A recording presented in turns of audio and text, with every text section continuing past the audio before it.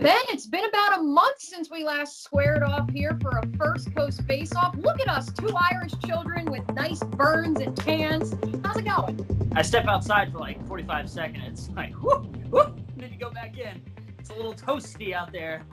One place it's a little less toasty, probably up in Detroit, the Rocket Mortgage Classic, which is where we will start this week's episode. During round 3, which was, of course, yesterday, Bryson DeChambeau, perhaps the most intriguing man in all of golf since golf's resumption, had a little conversation with a cameraman who he said was filming him as he whiffed in the sand in a bunker. And he said that, quote, "I did not like that this was showing a potential vulnerability and hurting someone's image." Ben, what do you make of this whole DeChambeau controversy, the latest one? Here's the thing. As someone who plays a lot of golf, as someone who played a lot of competitive golf growing up, not at that level or wishing I could even get near that level, when you're playing bad or when you make a mistake on the golf course, there are some people who basically all they see is red when things go wrong. You become in this enraged mode of just uncontrollable heat because it's not like football or basketball where it's a continuation and you can constantly try to fix a mistake, or you really don't have time to think about what's going on. You have to sit and you have to wait and you have to think about what you've done. So when you make a mistake, the immediate rebound or reaction is to take it out on something else, whether it's another person, another club, the ground, the ball. Bryson taking heat on the camera guy, I mean, Bryson is so intriguing to me. Whether it's the weight, the hitting the ball far, I think everything. Obviously, I don't want to see it taking it out on employees on the course, but I think everything he's done has been entertaining to the game of golf and gets us talking about it, which is what the sport needs. Right, but here's my thing. Is he becoming a Patrick Reed? Is he becoming another villain of sorts on the golf course? Not saying that golf doesn't need that, but I think, if an athlete makes a mistake, they know they're a professional athlete. They know they're being filmed. You have to accept that. I think Bryson, most of the things we'll see him do, I bet he does feel remorse about this, and I think we will see something down the line as far as maybe an apology goes. I think Bryson's just a weirdo. Patrick Reed, I think he's a lying, cheating, you-know-what. So I think two different ballparks here, but I see where you can come from this in regards to what happened this weekend. He's 2 strokes back heading into Sunday's final round. We will have those highlights coming up tonight at 11. Meanwhile, NFL preseason, there is talk of already having shortened the preseason game schedule from 4 games to 2, possibly having no games at all. Ben, do you think that's a good idea? When I see guys like David Price back out of Major League Baseball, I see 6, 7, 8 golfers already test positive for the coronavirus over the last 3 weeks in a sport that they are not touching each other, a sport that they don't practice and hit each other.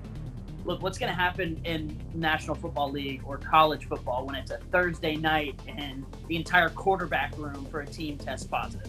As much as I'm trying to be positive about everything that we can have going forward, I struggle to be able to visualize football getting through cleanly, if at all, without some sort of, look at this happening. We didn't have X, Y, and Z. Half of our offense was gone. I agree. The spread of the coronavirus is definitely a reason that they could potentially shorten it, not have games at all. I think the reason that preseason and the NFLPA don't want to have games is because these guys haven't been on the field together. Aside from maybe being at the local park and throwing a little bit to each other, they have not been in game shape. At this time last year, or any other year for that matter, you had OTAs, you had rookie minicamp, you have been in football shape even during the 6-week off period that is July. That is where I think the preseason, if we are able to get football off the ground, it does need to be shortened in regards to games. I do think you need 1 or 2 games just because I think you need to allow those undrafted free agents, those rookies, to show what they can do in a game. Otherwise, how are you going to just decide based off how someone practices whether they're a good enough fit to be a football player for your team? Even as a test run with the preseason, for what I was bringing up, as much as get the game reps in, get reps on having to deal with testing and what happens when a player does test positive. Because if we all of a sudden realize week 2 of the preseason, okay, well, this may not work. It's better than if we're week 2 of the regular season. I would like to note, I have the English Premier League on in my living room right now. The numbers obviously are better in Europe right now, but the number of positives within Europe, where in the English Premier League, the Italian Soccer League, La Liga, they are traveling as well. Those positive numbers continues to go down, and so I'm not sure if that's a byproduct of how Europe is doing much better, flattening the curve than the United States. But it should be noted that their positives continue to decline to the point where they had 0 this past week. So Major League Baseball, like you mentioned, Ben, that is the next sport that is hopefully going to get off the ground running. Maybe. I know we alluded to it a little bit earlier. How do you see it playing out, especially after the news yesterday that Atlanta Braves' Freddie Freeman is not only positive for the coronavirus, but he has symptoms? I think it'll be, again, I think it'll go smoother than football will. I still just think the tendencies of the sport allow them to practice in ways that